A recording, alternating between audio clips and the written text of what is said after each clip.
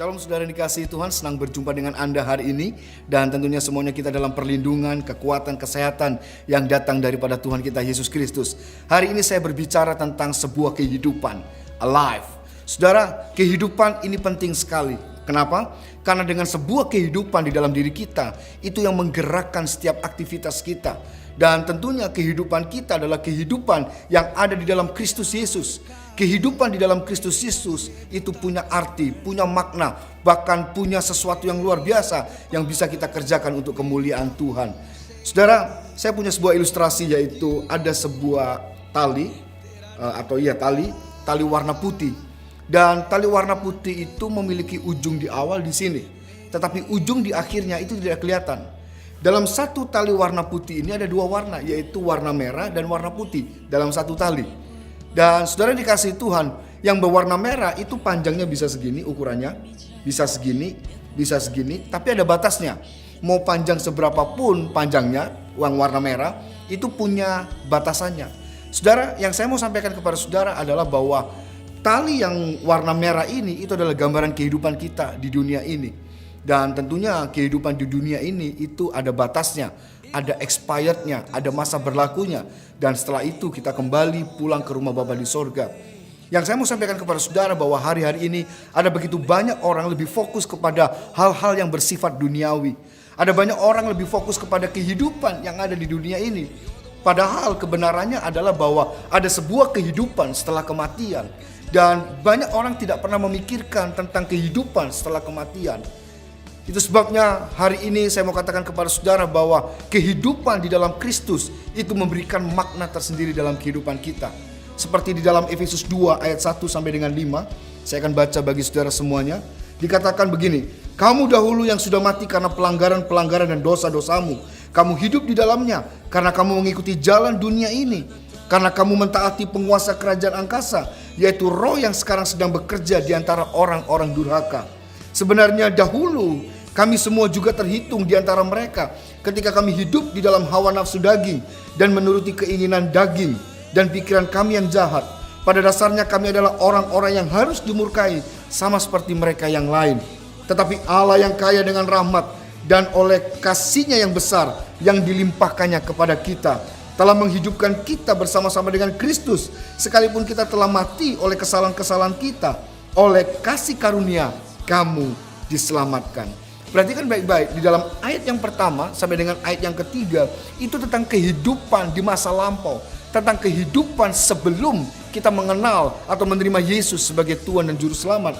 Dikatakan bahwa kita semua adalah orang-orang yang terhitung, yang pada dasarnya kita harus mati binasa oleh karena hawa nafsu kita. Itu ayat yang pertama sampai dengan ayat yang ketiga, bahwa ada sebuah kehidupan di dunia ini.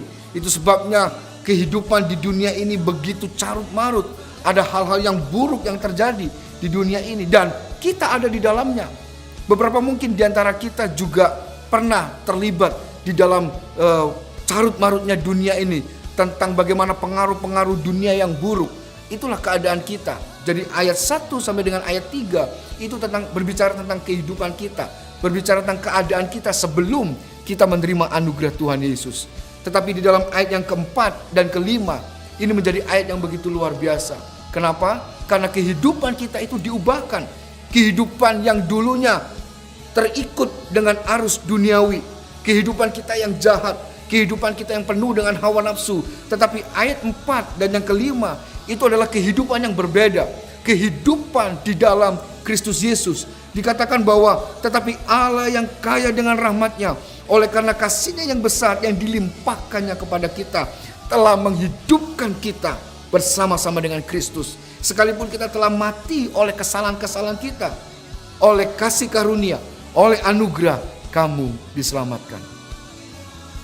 Hari ini saya mau sampaikan kepada saudara, siapapun saudara, dimanapun saudara berada, kalau engkau hari ini masih hidup di dalam hal-hal duniawi, masih menggunakan pikiran-pikiran duniawi, kembali berbalik kepada jalan yang benar. Percaya kepada Yesus, menerima Yesus sebagai Tuhan dan Juru Selamat, dan itu akan membuat kita menjadi hidup di dalam kehidupan bersama dengan Kristus. Hal-hal yang buruk, hal-hal yang lama itu diubahkan ketika kita percaya, menerima dan mengandalkan Yesus dalam kehidupan kita.